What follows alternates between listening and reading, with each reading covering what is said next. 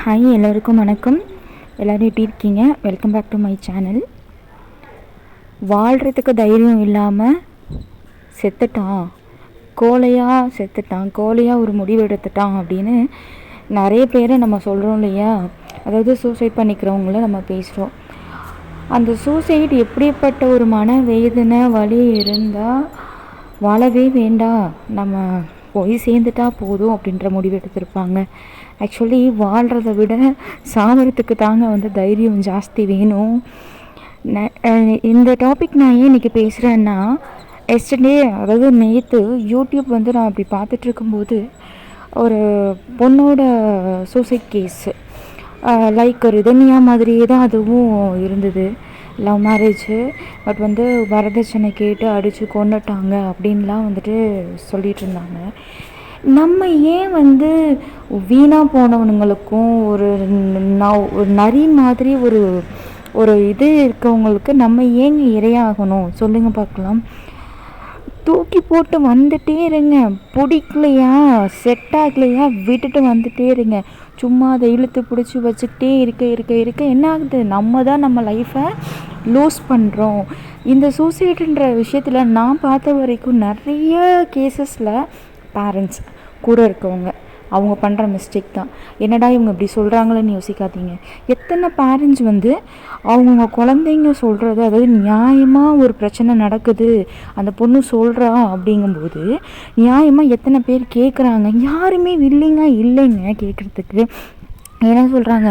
நீ அட்ஜஸ்ட் பண்ணிவிட்டு வாழுமா, இன்றைக்கி இல்லைன்னா நாளைக்கு மாறிடும். அதாவது அவங்களோட கடமையை முடிச்சுட்டாங்க, பெற்றாங்க, படிக்க வச்சாங்க, நல்லபடியாக வளர்த்தாங்க, ஒருத்தன் கையில் பிடிச்சி கொடுத்துட்டாங்க. அப்படிங்கிறதுனால அவங்களோட கடமைகளை முடிச்சுட்டாங்க. இதுக்கப்புறம் இதுக்கப்புறம் அந்த அவங்க சொல்கிற பிரச்சனைகளை நம்ம கேட்டுட்டு இருந்தால் என்ன? அந்த பொண்ணு அதாவது ஃபேஸ் பண்ணி வாழணும்னு நினச்சிட்டு நிறைய விஷயங்களை சொல்கிறாங்க. அப்படி கிடையாது. பேரண்ட்ஸாக இருக்கட்டும், கூட இருக்கிறவங்களாகட்டும், அத்தை மாமா இல்லை ஃப்ரெண்ட்ஸு யாராக இருந்தாலும் உங்கள் கூட இருக்கிறவங்க ஒரு விஷயத்த சொல்கிறாங்களா, எனக்கு ரொம்ப ப்ரெஷராக இருக்குது, எனக்கு இதெல்லாம் பிரச்சனை அப்படின்னா முடிஞ்ச அளவுக்கு அந்த பிரச்சனையை தீர்த்து வைக்க பாருங்கள். சமாதானம் சொல்கிறோம், அவங்கள மோட்டிவேட் பண்ணுறோன்னு சொல்லி நம்மளே அவங்கள சாகிறதுக்கு ஒரு வழியை நம்மளே வழியை ஏற்படுத்தி கொடுக்குறோம். ஒரு கட்டத்தில் என்ன ஆகும் தெரியுங்களா? என்னடா நம்ம என்ன சொன்னாலும் யாருமே எதுவுமே கேட்க மாட்டேங்கிறாங்க, அப்போ நம்ம மேலே தான் தப்போ, அப்போ நம்ம ஏன் இருக்கணும் அப்படின்லாம் யோசிச்சுட்டு தான் நிறைய பேர் சூசைட் பண்ணிக்கிறாங்க. அதுவும் பார்த்திங்கன்னா இந்த பொம்பளை பிள்ளைங்க, ஐயோ என்னால் மனசு வேதனை தாங்கவே முடியலைங்க.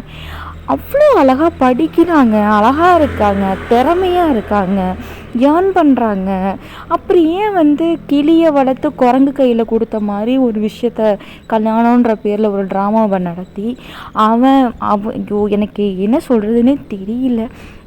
அவன் எப்படி சொல்கிறது, ரியாலிட்டிக்கு மீறிய ஒரு எதிர்பார்ப்புகள் இருக்கிற ஒரு ஆள்.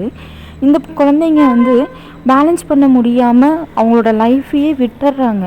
இது ஒரு பக்கம். இன்னொரு பக்கம் பார்த்திங்கன்னா பாய்ஸ், அது இந்த லவ் பண்ணுறேன்னு சொல்லிட்டு இந்த பிள்ளைங்கெல்லாம் ஏமாத்துதுங்களே பசங்களை. நான் இதெல்லாம் ஒரு டாப்பிக்காக நான் எடுத்து பேசுகிறேன்.